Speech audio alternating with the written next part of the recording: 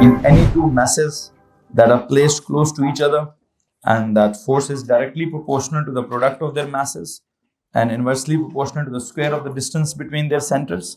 और जिसके नतीजे में हम अल्टीमेटली किस फॉर्मूले तक पहुंचे हैं कि there is a concept of force of gravity which is equal to क्या, capital G into m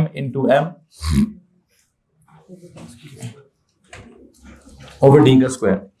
इस फॉर्मूला में this capital G is something like the constant of proportionality था. Actually constant of proportionality in the Newton's law of gravitation था. तो इसका नाम क्या रख दिया गया? इसका नाम यूनिवर्सल कांस्टेंट ऑफ ग्रेविटेशन रख दिया गया बिकॉज इसकी वैल्यू किसी भी दो मैसेज की आप बात करेंगे, चाहे वो माइक्रोस्कोपिक लेवल पर हो, चाहे वो मैक्रोस्कोपिक लेवल पर हो, चाहे वो एटॉमिक लेवल पर हो, चाहे वो सब एटॉमिक लेवल पर हो, चाहे वो यूनिवर्सल लेवल पर हो, उनके दरमियान में फोर्स ऑफ ग्रेविटी निकालने के लिए जो कांस्टेंट ऑफ ग्रेविटेशन इस्तेमाल होगा वो यही 6.67 इंटू 10⁻⁻11 ही इस्तेमाल होगा, जिसका मतलब ये है कि वैल्यू यूनिवर्सली कांस्टेंट तस्वुर की जाती है. बहरहाल हमने इस वैल्यू को इस्तेमाल कर कर एक दो न्यूमेरिकल्स सॉल्व किए और उन दो न्यूमेरिकल्स में या तो ऑलमोस्ट 100 kg के मैसेस के बीच में फोर्स ऑफ ग्रेविटी निकाली जो कि बिल्कुल अननोटिसेबल थी. और जब हमने क्या किया, जब हमने वन ऑफ द मैस को प्लैनेट जितना बड़ा मैस लिया और दूसरा कोई भी ऑब्जेक्ट ले लें आप, चाहे मेरे जितना, चाहे मुझसे छोटा, चाहे मुझसे बड़ा, तो क्या होगा, उनके दरमियान में फोर्स ऑफ ग्रेविटी की अच्छी खासी वैल्यू आएगी. हमने बल्कि कल एक नोट भी डेवलप किया, for the force of gravity to be noticeable one of the objects should be very very large. It should be heavily massed, something like moons या planets या stars जितना heavy mass किसी का होगा तो ही क्या हो सकेगा, तो ही वो अपने इर्द गिर्द क्या डेवलप कर सकेंगे, वो अपने इर्द गिर्द एक ग्रेविटेशनल फील्ड डेवलप कर सकेंगे, जिस फील्ड के अंदर क्या होगा, कोई भी अगर कोई छोटा ऑब्जेक्ट पड़ा हुआ तो वो उस छोटे ऑब्जेक्ट को अपनी तरफ अट्रैक्ट कर लेंगे. अब वो उस छोटे ऑब्जेक्ट को अट्रैक्ट करेंगे कि छोटा ऑब्जेक्ट उसको अट्रैक्ट करेगा कि दोनों एक दूसरे को अट्रैक्ट करेंगे. ये एक अजीब सा मुख्तलिफ सा फलसफा है. बहरहाल मैं बुनियादी तौर पर आपको एक तरफ ग्रेविटेशनल फोर्स के बारे में पढ़ा चुका हूं और दूसरी तरफ मैं भी आपको ग्रेविटेशनल फील्ड के बारे में आज के लेक्चर में कुछ बताना चाहूंगा. और वहां मैंने क्या बताना है, आई थिंक एक चीज तो समझ आ गई है कि हमने कहा था फोर्स कब मुमकिन है, जब दोनों में से कोई एक आधी चीज बड़ी हो.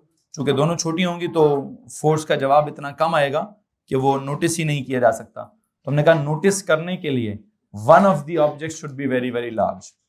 तो जिस वन ऑफ द ऑब्जेक्ट को हम कहते हैं should be very very large, तो उसका जब मास बहुत बड़ा होगा तो हम उसके इर्द गिर्द एक ग्रेविटी की फील्ड की बात करेंगे. हम अब टॉपिक कैसे डेवलप करेंगे, हम फलसफे से निकलेंगे और फिजिक्स में जाएंगे. फिजिक्स क्या कहती है, फिजिक्स रिस्पेक्ट देती है बड़े मास को. ठीक है जी, फिजिक्स ने क्या करना है, फिजिक्स ने ये नहीं कहना कि जनाब साहब इंसान की अहमियत ज्यादा है कि जमीन की अहमियत ज्यादा है, इंसान पहले बनाया कि जमीन पहले बनाई है, इंसान के लिए जमीन बनाई है कि जमीन के लिए इंसान बनाए हैं.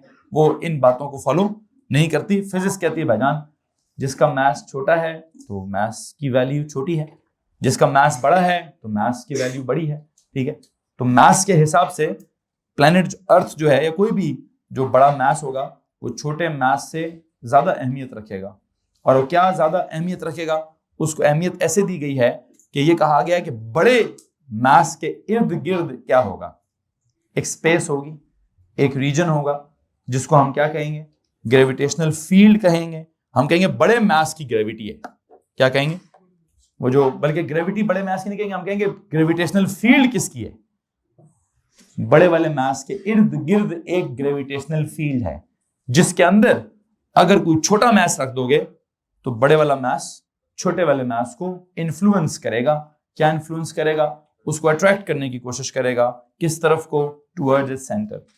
ठीक है, अच्छा जब हम ये वाली बातें कर रहे होंगे तो न्यूटन का लॉ नंबर 3 थोड़ी देर के लिए छुप जाएगा. कौन सा law number 3? If an object A exerts a force on object B, then the object B, so वहां तो उसने नहीं कहा छोटा बड़ा, उनका A और B जो मर्जी होंगे. तो हाँ, जब आपको दोबारा फलसफा याद आएगा तो आपको फिजिक्स के ये फलसफा था कि A ने अगर B को खींचा ना तो B ने भी क्या किया, B ने भी A को खींचा है. ठीक है, with equal magnitude but opposite direction. हाँ, एक ने नीचे खींचा है, दूसरे ने ऊपर खींचा हुआ है, तो फलसफा भी कहीं ना कहीं फिजिक्स में वैलिड हो जाएगा। बहरहाल आई थिंक मैंने पहले 2 कॉलम्स में मजीद कुछ नहीं लिखवाना, मैं वहां जो लिखवाना चाहता था मैं लिखवा चुका हूं। अब मैं ग्रेविटेशनल फील्ड वाले कॉलम की तरफ जाना चाहूंगा और देखते हैं जनाब साहब कि इस ग्रेविटेशनल फील्ड वाले कॉलम में मैंने आपको क्या बात लिखवानी है, क्या नहीं लिखवानी। You know what is this field? Field का मतलब क्या होता है जी? Simple is that space is the region और स्पेस अराउंड क्या? Around a heavily massed object. मतलब ऑफ कोर्स इस वक्त मेरा रेफरेंस जो है वो प्लेनेट का रेफरेंस में दे रहा हूं, तो प्लीज एक लफ्ज लिखे जी। थर्ड कॉलम में चले जाएं, ग्रेविटेशनल फील्ड की तरफ चले जाएं। मैं फोर्स वाली बातें जो कराना चाहता था कर चुका हूं।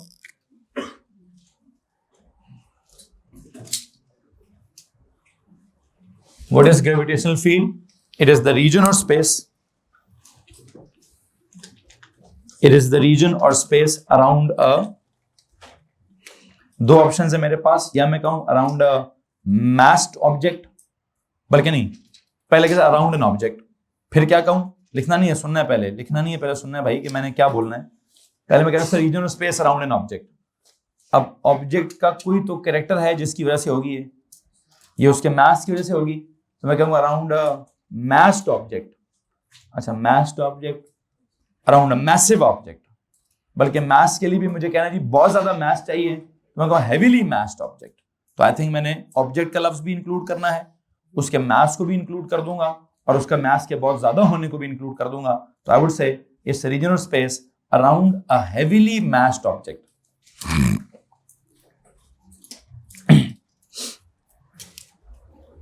Around a heavily massed object.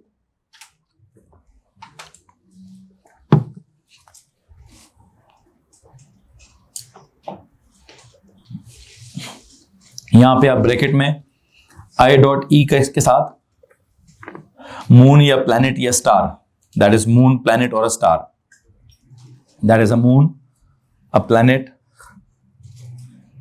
और अ स्टार का रेफरेंस दे सकते हैं। ब्रैकेट को क्लोज कीजिए। क्या सिचुएशन थी? इज द रीजन और space around a heavily massed object where what? Where it can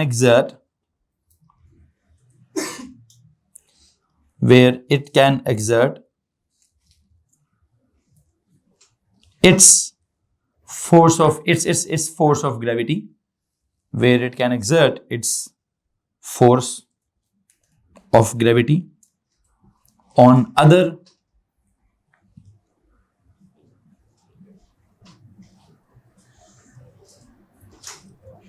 on what ji?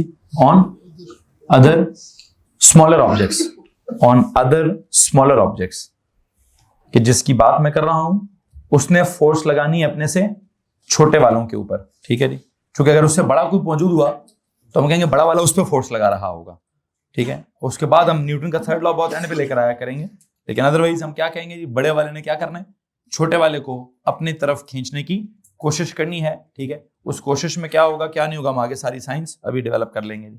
So what is gravitational field? It's a region और space around क्या? Around a heavily massed object that can be a planet और a moon और a star, where what can happen, it can exert its force of gravity on other smaller objects. किसी को मसला इस बात से?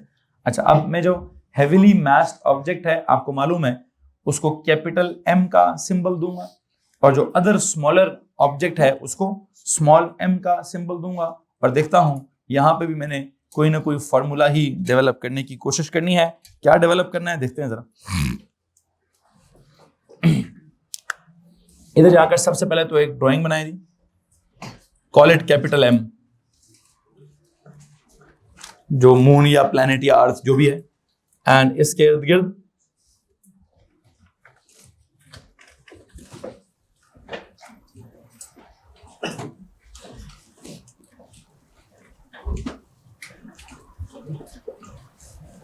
इस तरह से क्या कर लीजिए, कोई ग्रेविटेशनल क्या बना दीजिए भाई, ग्रेविटेशनल फील्ड बना दीजिए।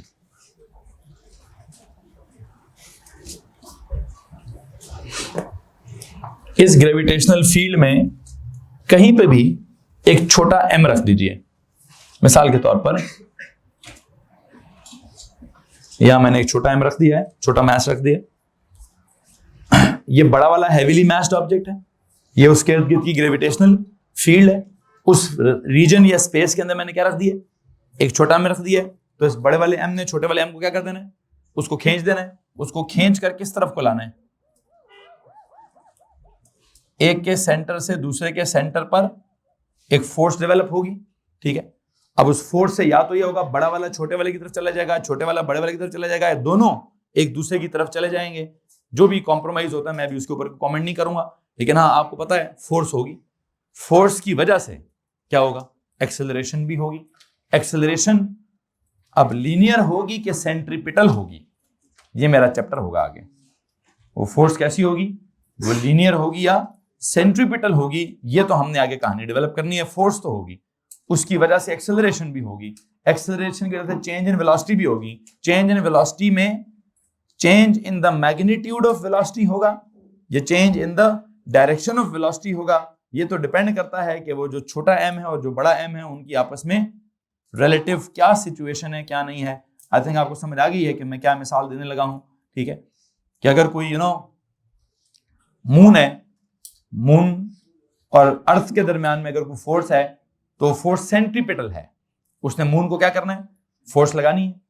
क्या होना है, फोर्स ने लीनियर की बजाय सेंट्रीपिटल होना है, क्योंकि डायरेक्शन ऑफ मोशन कहीं और होनी है और फोर्स कहीं और होनी है और दोनों ने आपस में परपेंडिकुलर होना है। आई थिंक आपको मालूम है मैं सर्कुलर मोशन की बात कर रहा हूं, ठीक है। तो वहां पर उस फोर्स ने मैग्नीट्यूड ऑफ वेलोसिटी की बजाय डायरेक्शन ऑफ वेलोसिटी को चेंज करने की कोशिश करनी है, तो मैं वहां पे सेंट्रीपिटल वाला कॉन्सेप्ट डेवलप कर दूंगा। और अगर मैं कहूं कि नहीं जनाब साहब क्या बात हो रही है, हम अपनी बात करते हैं, बल्कि चलो मैं सिंपल इस ऑब्जेक्ट की बात करता हूं। इस ऑब्जेक्ट पे क्या होगा, इस ऑब्जेक्ट को जब आप छोड़ देंगे तो इसके लिए फोर्स क्या होगी, इस अगर ये रेस्ट पे पड़ा है तो इसके लिए फोर्स क्या है, इसके लिए फोर्स लीनियर है। उसने इसके क्या कर देना है, मैग्नीट्यूड ऑफ वेलोसिटी को चेंज कर देना है टुवर्ड्स द, खैर जिधर भी जाना है जिधर नहीं जाना। मैं इस वक्त इसको मून नहीं कह रहा जी, अगर ये स्टेशनरी ऑब्जेक्ट है, if you drop it from here what will happen to it, कैसे चलेगा। अगर मैं कोई ये इधर नहीं, इधर है, इधर से ड्रॉप करूं, इधर से छोड़ दूं, तो जो फोर्स है वो फोर्स की वजह से एक्सेलरेशन होगी और किधर जाएगा, ये इधर चला जाएगा। अगर मैं कहूं जी इधर है तो किधर चला जाएगा, इधर चला जाएगा। अभी मैं सेंट्रीपिटल की बात नहीं कर रहा, लेकिन हाँ एक बात है, वैसे मैंने एक डॉटेड लाइन लगाई है। ये डॉटेड लाइन किस चीज को रिप्रेजेंट करती है, this line is known as gravitational field line. क्या, स्ट्रेंथ तो बाद में लाऊंगा मैं भी, ठीक है। एक कॉन्सेप्ट लिखें जी, ड्राइंग बनाएं, इस ड्राइंग पे लाइनें लगाएं। लाइन लगाने मतलब डॉटेड लाइन लगाएं, डॉटेड लाइन लगाने के बाद हेडिंग है gravitational field line. What is gravitational field line, इसी के अगले आगे लिखिए, ग्रेविटेशनल फील्ड लाइन, हेडिंग दे जी ग्रेविटेशनल फील्ड लाइन की।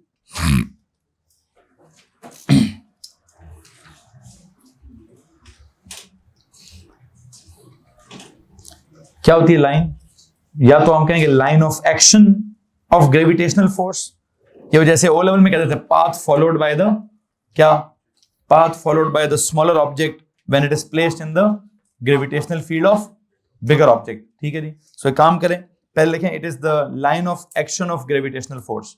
आई बिलीव ये ज्यादा बेहतर डेफिनेशन है। What is gravitational field line, it is the line of action of gravitational force, line of action of, क्या जनाब साहब, ग्रेविटेशनल फोर्स। या फिर एक और डेफिनेशन ले दीजिए, और जब कॉलम्स बराबर हो जाए तो मुझे प्लीज बता दीजिएगा। और लगाएं और एक और डेफिनेशन लिखें जी। और क्या, it is the path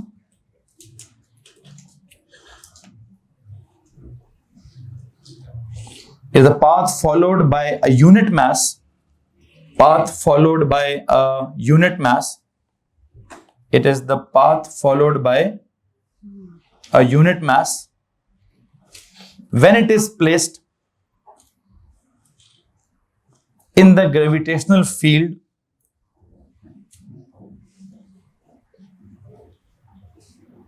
path followed by unit mass. Unit mass मतलब मैं 1 kg के मास को कह रहा हूं। When it is placed in the gravitational field of any what heavily massed object या हेवी मास या सेलेस्टियल मास या बिगर मास, कुछ भी लिख दें यार। When it is placed in the gravitational field of any heavy mass, bigger mass, celestial mass, कुछ भी लिख दीजिए यहां पर। एनी मैसिव मास, ये लफ्ज भी ठीक है। Of any massive mass, unit mass को किस में रख दें? मैसिव मास में रख दें, ठीक है। एनी मैसिव मास। किसी को मसला इस बात से भाईजान? ओके। उसके लिए आई थिंक जो लाइंस हैं, या तो मैंने यूं शो किया है, यहां तो मैंने उसको यूं शो किया है। आई बिलीव मैं इसी के नीचे जाएं, ग्रेविटेशनल फील्ड लाइन को प्रॉपर्ली शो करूंगा अभी। If I say it is this thing, it is that heavily massed object. Lines पता कैसी लगाएं? 8 लाइंस लगानी है जी, ऐसी लाइनें लगाएं। इन तमाम लाइंस के साथ, इन तमाम लाइंस को लगाकर एरोस किधर कर दें? इनवर्ट्स कर दें। आपको कोई इलेक्ट्रिकल फील्ड लाइंस याद आ रही होंगी, ओ लेवल में इलेक्ट्रिसिटी में चैप्टर पढ़ा हुआ है हमने, इलेक्ट्रिकल फील्ड लाइंस। मैं अभी इलेक्ट्रिकल फील्ड लाइंस नहीं पढ़ा रहा, क्या पढ़ा रहा हूं? ग्रेविटेशनल फील्ड लाइंस, ठीक है। जैसे इलेक्ट्रिकल फील्ड की कुछ लाइंस हुआ करती थी बेटा, हर फील्ड की लाइंस होती हैं। हर फील्ड को रिप्रेजेंट करने के लिए हम लाइनें लगाते हैं, ठीक है। और इन लाइनों को के बारे में अगर आप गौर से देखेंगे तो इन लाइनों का पैटर्न क्या है, इसके लिए ओ लेवल में कोई पैटर्न पढ़ा है? Radial field pattern. क्या कहते हैं इसको हम? Radial lines. रेडियल मतलब यूं समझे जैसे रेडियस बने हुए हैं। क्या बने हुए? एक बड़ा सा कुछ सफेयर ले लें, मतलब इतना बड़ा सा एक फील्ड है, इस फील्ड के अंदर क्या लगे हुए हैं? रेडियस बने हुए हैं। तो इस फील्ड का नाम क्या है जी? This pattern is known as radial field pattern. This is radial field pattern. Please call it क्या? Call it radial. रेडियस से लफ्ज निकला है, रेडियल फील्ड पैटर्न। रेडियस जैसा फील्ड का पैटर्न है इसका, रेडियस जैसा फील्ड का पैटर्न है जी इसका।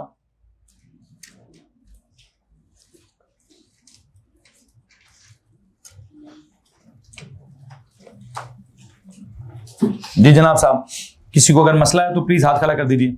Anyone? So you know what is happening. मैंने अभी आपके सामने, इधर तो हमारा ग्रेविटेशनल फोर्स का कॉलम खत्म हुआ है, यहां मैंने ग्रेविटेशनल फील्ड की बातें की हैं। फील्ड मैंने उस स्पेस को बोला है, उस रीजन को बोला है जहां पर क्या होगा, एक बड़े मास के इर्द गिर्द एक स्पेस है जिसमें उसने किसी छोटे मास को अपनी तरफ खींच लेना है, और उस छोटे मास को अगर कहीं रख दिया जाए तो वो जिस लाइन पर उसमें जो line of action of force है उसको ग्रेविटेशनल फील्ड लाइन कहते हैं। और अगर वो बहुत छोटा है, उसको छोड़ देंगे तो वो उस पाथ को फॉलो करना स्टार्ट कर देगा, उस पाथ से जमीन के सेंटर की तरफ एक्सेलरेट करना स्टार्ट कर देगा, ठीक है। मतलब मिसाल के तौर पर अगर किसी ऑब्जेक्ट को यहां से ड्रॉप करते हैं तो वो यहां चला जाएगा, किसी ऑब्जेक्ट को यहां पर ड्रॉप करते हैं यहां चला जाएगा, किसी को यहां ड्रॉप करते हैं यहां चला जाएगा, और अगर किसी को यहां ड्रॉप कर दूं तो वो स्पेस में तो नहीं गिरेगा है। मैं अगर यहां खड़ा हूं तो क्या मतलब ये उल्टी जमीन है मेरे लिए, यहां से उसको नीचे गिर जाना चाहिए। अगर उस हिसाब से तो फिर उसके लिए मैं नीचे गिर जाना चाहिए हूं। लेकिन जमीन का हिसाब किताब क्या है जी? जमीन ऊपर वाले को नीचे खींच लेती है, उस वाले को उधर खींच लेती है, इस वाले को उधर खींच लेती है, इस वाले को उधर खींच लेती है। किसी को भी क्या नहीं करने देती, किसी को ये नहीं कहती कि तुम उल्टे लटके हुए तो तुम नीचे गिर जाओगे, ठीक है। वो हर किसी के लिए जमीन का हिसाब किताब कैसा है? सीधा है। फील्ड क्या? Field strength. ये जो ग्रेविटेशनल फील्ड स्ट्रेंथ है, ये कोई ज्यादा एडवांस लेवल की टर्म नहीं है, ऑर्डिनरी लेवल पे आपने टर्म पढ़ी होगी। क्या पता इलेक्ट्रिकल फील्ड की स्ट्रेंथ भी पढ़ी हो, क्या पता मैग्नेटिक फील्ड की स्ट्रेंथ कभी पढ़ी हो, लेकिन फिल वक्त तो मैंने ग्रेविटेशनल फील्ड की स्ट्रेंथ पढ़ानी है। अब ये फील्ड की स्ट्रेंथ कैसे पढ़ाऊं? ये आपका हेवीली मैस्ड ऑब्जेक्ट है, लाइक अ मून और अ प्लैनेट और अ स्टार। ये उसके इर्द गिर्द की ग्रेविटेशनल फील्ड है। उस फील्ड के अंदर आपने क्या रख दिया? एक यूनिट मास रख दिया है। इस यूनिट मास के ऊपर कितनी फोर्स लगेगी? Force acting per unit mass is known as क्या? ग्रेविटेशनल फील्ड की स्ट्रेंथ। क्या अगर वो फोर्स पर यूनिट मास ज्यादा लगेगी तो फील्ड की स्ट्रेंथ ज्यादा है। अगर फोर्स पर यूनिट मास कम लगेगी तो फील्ड की स्ट्रेंथ कम है। अब ये अगर मैं मार्स की फील्ड में जाकर यूनिट मास रखूं तो उस पर कितनी फोर्स लगेगी, मैं अर्थ की फील्ड में जाकर एक यूनिट मास रखूं तो उस पर कितनी फोर्स लगेगी, मैं मून की फील्ड में जाकर एक यूनिट मास रखूं उस पर कितनी फोर्स लगेगी, मैं जुपिटर के अंदर जाकर उसकी स्पेस में कोई उसकी फील्ड में जाकर एक यूनिट मास रख दूं उस पर कितनी फोर्स लगेगी। कहने का मतलब ये है, I believe what is gravitational field strength, it's defined as क्या, it is defined as the force of gravity acting per unit mass. ठीक है, लिखें जनाब साहब, it is defined as the force of gravity, जी भाई देखते हैं, it is defined as the force of gravity acting per unit mass. It is defined as the force of gravity acting per unit mass. Defined as the force of gravity acting per unit mass.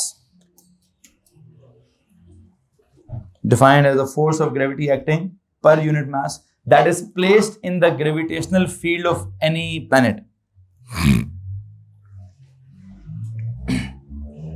That is placed in the gravitational field of, that is placed in the gravitational field, placed in the gravitational field of any planet. मिसाल के तौर पर मैंने इसको I think मैं इसकी definition लिख चुका हूं। फोर्स ऑफ क्या, gravitational field strength is equal to gravitational force या force of gravity per unit का मतलब आया होगा मालूम है, पर यूनिट मास, पर यूनिट मास। इसका मतलब इस बात से ये फॉर्मूला अगर मैं ऐसे लिख दूं तो, अब जरा जो सिंबल्स हैं उस पर गौर कीजिएगा। ग्रेविटेशनल फोर्स के लिए क्या सिंबल दूं, एफ, सबस्क्रिप्ट में क्या, जी, ओवर क्या, यूनिट मास को स्मॉल एम कहूं कैपिटल एम कहूं, small M. Okay, so you know what, gravitational field strength के लिए क्या सिंबल दूं, इसके लिए सिंबल वो जो ओ लेवल में आपने कौन सा सिंबल पढ़ा है, ये है G, small G. This gravitational field strength is symbolized by small G and I believe यहां से मैं स्मॉल जी का भी फॉर्मूला निकालूंगा। आपने एक्सट्रीम लेफ्ट के कॉर्नर पर मतलब उस कॉलम में फोर्स ऑफ ग्रेविटी का एक फॉर्मूला निकाला हुआ है। Can you please tell me what is that formula, capital G, capital M, small M over D square. तो मैं जरा यहां पे पुट करता हूं, capital G, capital M, small M over क्या, D square whole divide by क्या, whole divide by small M की कैपिटल एम। यूनिट मास क्या था, स्मॉल एम। ठीक है, तो ये m और स्मॉल m क्या हो जाएंगे, ये बेटा कट जाएंगे, क्योंकि यहां जब डिवाइड बाय m करेंगे मल्टीप्लाई बाय 1 और m हो जाएगा, m और m आपस में कट जाएंगे। पीछे आपके पास क्या बचा जी, small g is equal to capital G into capital M over D square. ये लो जनाब साहब, ये है आज के लेक्चर का दूसरा फॉर्मूला, ये है आज के लेक्चर का दूसरा फॉर्मूला जी, मतलब इस चैप्टर का दूसरा फॉर्मूला। इस चैप्टर का पहला फॉर्मूला क्या था, ये वाला, what is force of gravity का formula, GMM over D square. What is gravitational field strength का formula, GM over D square. ठीक है जी, अब यहां पे अगर आप गौर करें, what about this G, what is this capital G, small g का नाम क्या है, ग्रेविटेशनल फील्ड की स्ट्रेंथ। ओके, किस पर डिपेंड करती है, यूनिवर्सल कांस्टेंट ऑफ ग्रेविटेशन पर, वो तो कांस्टेंट के तौर पर है। कैपिटल M कौन है, मास ऑफ द प्लैनेट, जिसकी जिस चीज की जिस प्लैनेट की फील्ड की स्ट्रेंथ की बात हो रही है, उसका मास। किसका मास भाई, अब जिस प्लैनेट या जिस मून या जिस स्टार के या जिस भी हैवीली मैस्ड ऑब्जेक्ट के, जिस भी सेलेस्टियल ऑब्जेक्ट के ग्रेविटी की फील्ड की स्ट्रेंथ की बात कर रहे हैं, उसका मास ओवर क्या, उसी मास से, उसी बड़े वाले मास के सेंटर से क्या, सेंटर से फासला, सेंटर से फासले का स्क्वायर। आई थिंक अगर आपने surface of the planet earth के ऊपर जी की वैल्यू निकालनी है तो एक सवाल है, डी कितना लोगे, कल जो लिया था हमने कितना, रेडियस जितना, कितना जनाब साहब, रेडियस जितना हम लेंगे जनाब साहब। सो आई बिलीव मैं क्या करना चाहता हूं, यहाँ पे जाके कॉलम्स बराबर हो गए होंगे शायद। अगर आपके यहाँ पे जाके कॉलम्स बराबर हो गए हैं तो कॉलम्स बराबर करने के बाद क्या करिए, कॉलम्स बराबर करके लिखिए जी, gravitational field strength, gravitational field strength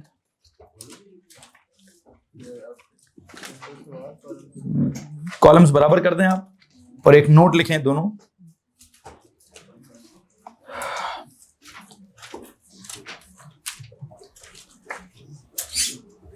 gravitational field strength depends upon two factors. Gravitational field strength of any planet depends upon two factors. Number one, क्या लगता है आपको क्या होगा पहला factor, mass of that planet, and number two, distance away, किधर से away, distance away from the center of the planet. I believe दो कॉलम्स ऑटोमेटिकली बन जाएंगे जी। एक तरफ क्या लिखिए, आपने क्या लिखा, factors affecting the gravitational field strength are, या gravitational field strength of any planet depends upon two factors, depends upon two factors, columns के हिसाब से लिखिएगा। एक तरफ क्या लिखें जी, एक तरफ लिखें मास ऑफ द प्लैनेट और दूसरी तरफ क्या लिखें, डिस्टेंस, कौन सा, away from the, distance from the centre of the planet, distance from the, Faizan साहब आप यही कह रहे थे ना थोड़ी देर पहले कि सर वो तो डिस्टेंस पर डिपेंड नहीं करता। तो यस जनाब, आप इस इक्वेशन को देखें तो डिस्टेंस पर डिपेंड करता है, मास ऑफ द प्लैनेट पर और distance from the centre of the planet. बताएं जी क्या कैसे डिपेंड करता है, मास ऑफ द प्लैनेट के साथ this G is directly proportional to capital M, और डिस्टेंस का कैसे डिपेंड करता है, G is inversely proportional to क्या, D का स्क्वायर। तो इस पहले वाले कॉलम में लिखिए greater the mass of the planet, या बल्कि पहले प्रोपोर्शनलिटी बता दीजिएगा। देखिए जी, gravitational field strength of any planet और अ स्टार, पहले कॉलम में लिखिए जी, ग्रेविटेशनल फील्ड स्ट्रेंथ ऑफ, जी इसके नीचे लिखें बेटा, G is directly proportional to M के नीचे लिखें, gravitational field strength of any planet or a star is what? Is directly proportional to the mass of the planet or a star. Gravitational field strength of any planet or a star is directly proportional to the mass of the planet or a star. Is directly proportional to the, is directly proportional to the mass of the planet or the star. जिसका मतलब यह है greater the mass of any planet, greater the mass of any planet, comma लगा के लिख दीजिए, greater the gravitational field strength around it, greater the mass of any planet, greater the gravitational field strength around it, greater the mass of any planet, greater the gravitational field strength around it. अच्छा, दूसरे वाले column में जाएं जी, दूसरे वाले column में जाके क्या लिखेंगे, इस दूसरे वाले कॉलम के लिए किताबों में एक टर्म लिखी होती है inverse square law, they call it क्या, they call it inverse square law. What is meant by this inverse square law, क्या मतलब है जी, कि जो ग्रेविटेशनल फील्ड स्ट्रेंथ है वो inversely proportional to the square of the distance away from the centre of the planet है। तो यहां जाके लिखिए जी, gravitational field strength is inversely proportional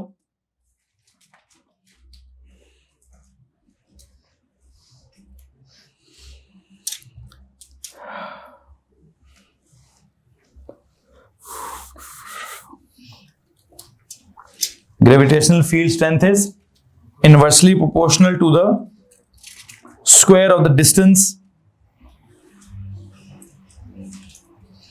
inversely proportional to the square of the distance away from the center of the away from the centre of क्या,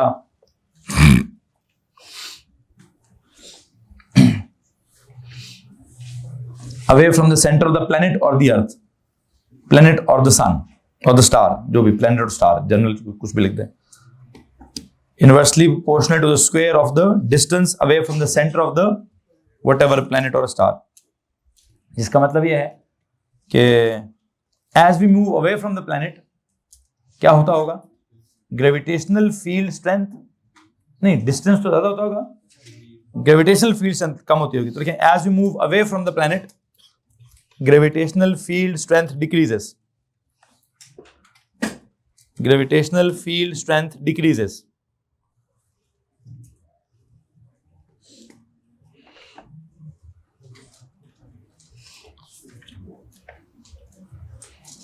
जी जनाब साहब, यहां तक किसी को मसला है तो प्लीज हाथ खड़ा करेंगे। ओके, दोबारा से दोनों कॉलम्स बराबर कीजिए और एक सवाल लिखिए। मुझे क्या सवाल चाहिए, उधर ही पूरा हो जाएगा। अब्दुर्रहमान इधर ही पूरा हो जाएगा। Calculate the value of the gravitational field strength at the surface of the planet earth.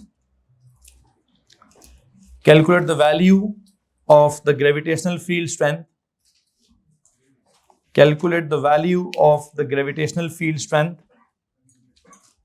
at the surface of the planet earth, calculate the value of the gravitational field strength किधर जनाब साहब, at the surface of the planet earth, at the surface of the planet earth, underline planet earth, अर्थ को underline करके bracket में लिखिए। उसका M कितना है, कल लिखा था हमने 6.0 इंटू 10 पावर 24 kg। वहां ब्रैकेट में लिखिए जी capital M is equal to 6.0 into 10 power 24 kg। और उसका जो सेंटर से सरफेस तक उसको रेडियस बोलते हैं, लेकिन आर इज इक्वल टू क्या, 6.4 इंटू 10 पावर 6। मतलब मैं ड्राइंग बना देता हूं। If this is that planet earth, this is the centre, its mass कितना बताया गया है, 6 पॉइंट कितना बच्चों, 0 इंटू 10 पावर 24 क्या केजी। इसका सेंटर से लेकर जहां तक मुझे यहां निकालना है ना, यहां क्या निकालना है बच्चों, मुझे सरफेस पर क्या निकालना है,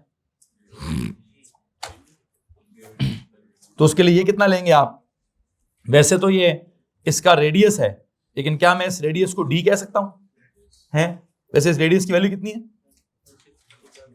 6.4 इंटू 10 पावर 6 क्या मीटर। आई विल से कि आप इसको क्या कह दीजिए, इसको डी कह दीजिए। This is the distance from the centre of the earth. तो अगर मुझे इस फासले पर जी निकालना है तो प्लीज टेल मी जी का फॉर्मूला क्या है। अभी आपने बताया जी का फॉर्मूला क्या है, capital G capital M over क्या, over D square. Please say what is capital G, 10 power -11। What is capital M, 6.0 into 10 power 24 over what is this D, 6.4 into 10 power 6 का स्क्वायर। एक सवाल बताएं, आपने कैपिटल एम कितने significant figures पर दिया हुआ है, 2 पर। आपका रेडियस कितने सिग्निफिकेंट फिगर्स पर है, 2 पर। मुझे फाइनल आंसर भी 2 सिग्निफिकेंट फिगर्स पर चाहिए। I am dead sure it should be 9.8। आप प्लीज इसमें वैल्यूज पुट करके चेक कर लें। ओ लेवल से हमें पता है कि सरफेस ऑफ द अर्थ पर जी की वैल्यू 9.8 है। आप बताएं इन वैल्यूज के मुताबिक कितनी है, 7 को राउंड करें तो I think if that 7 is rounded, so you know what will you get. असल में आपकी ये वैल्यूज 2 सिग्निफिकेंट पर है ना, तो आपका 2 सिग्निफिकेंट पर आंसर ठीक आएगा। दैट इज क्या जनाब साहब, आप पहले मुझे 9.77 बता रहे थे, अगर राउंड करूं तो क्या होगा 9.8। यूनिट्स क्या रखूं हैं, वैसे अदरवाइज एक और यूनिट्स भी होती हैं, वो फोर्स पर यूनिट मास वाली, न्यूटन पर केजी भी होती है। न्यूटन पर केजी भी रख सकते हैं और मीटर पर स्क्वायर्ड सेकंड भी रख सकते हैं, आपकी मर्जी है। आई थिंक ओ लेवल में जब आप ग्रेविटेशनल फील्ड स्ट्रेंथ कहते हैं तो आप न्यूटन पर केजी कहते हैं, और अगर आप ग्रेविटेशनल एक्सेलरेशन बोलें इसको तो मीटर पर स्क्वायर्ड सेकंड कहते हैं। तो आप इसको क्या कर सकते हैं, बल्कि एक सेकेंड, पहले मैं न्यूटन पर केजी लिखता हूं,